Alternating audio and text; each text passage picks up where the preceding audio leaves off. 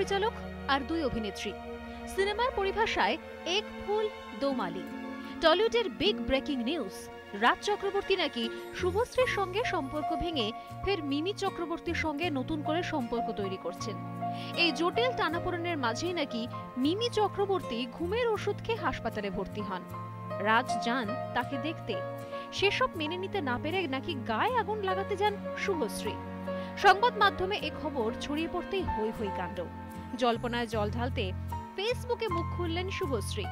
অটুট আছে রাজের সঙ্গে রিলেশনশিপ, কোথাও কাঁটা হয়ে ফুটে নেই অন্য কেউ। নায়িকা জানালেন বয়ফ্রেন্ডের সঙ্গে সম্পর্ক ঠিক আছে বলে তিনিও আছেন ফুরফুরে। হেসেই উড়িয়ে দিলেন আত্মহত্যার গুজব। আমাকে একজন ফোন করে বলল, তুই কেমন আছিস, তুই কোথায় আছিস, দিস এন্ড দ্যাট। আমি বললাম, কেন, আমি তো ঠিকই আছি, আমি তো শুট করছি। বললো, তুই নিয়ে গায়ে আগুন দিয়েছিস। মাই গড, গায়ে আগুন।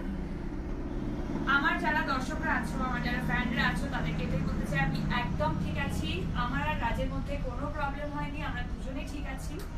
আর যেটা যে রিপোর্টার এটা লিখেছে, সে যে কত বড় মিথ্যাবাদী, তার সাথে না আমি পরেই কথা বলে নেব। এবং সে একদমই একটা মিথ্যে খবর লিখেছেন এবং হয়তো মানে উনি এটা ভেবেছেন যে আমার রাজের এবং মিমির নাম থাকলে ওনার পেপারটা একটু বেশি বিক্রি হবে। টলিউডে গুঞ্জন ফিসফাস বন্ধ করতে পরে ফেসবুকে কয়েক লাইন পোস্টও করলেন শুভশ্রী। শুভশ্রীর পোস্ট টুইটারে শেয়ার করে রাজ যেন বার্তা দিলেন, ইয়ে রিশতা টুটেগা নেহি। তারপর টুইটারে আক্রমণ করলেন সেই সাংবাদিককে যিনি নাকি এইসব গুজব রটিয়েছিলেন। আর যাকে নিয়ে এইসব, তিনি আবার রাজের এক্স মিমি চক্রবর্তী। মিমি জানিয়েছেন যাবতীয় খবর মিথ্যে। শুটিং এর মাঝে দুপুরের দিকে হঠাৎ বাড়ি থেকে ফোন পান, জানতে পারেন কে নাকি লিখেছে তিনি ঘুমের ওষুধ খেয়েছেন। এইসব শুনে তার মা কোলাপস করে যাওয়ার মতো অবস্থা। বাধ্য হয়ে কাজ বন্ধ রেখে বাড়ি ফেরেন।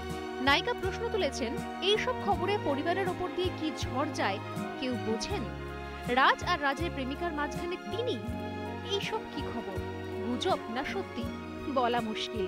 তবে এটা বলাই যায় ইন্ডাস্ট্রিতে সম্পর্কের রসায়ন নিয়ে ঠিক কি হতে পারে সেই রকম একটা ছবি ভবিষ্যতে হলে তার একটা স্ক্রিপ্ট মোটামুটি তৈরি হয়ে গেল। আর তা একদম শুদ্ধ দেশি টলিউডি, কেউ বলতে পারবেন না টুকলি। Bureau report, ETV news Bangla.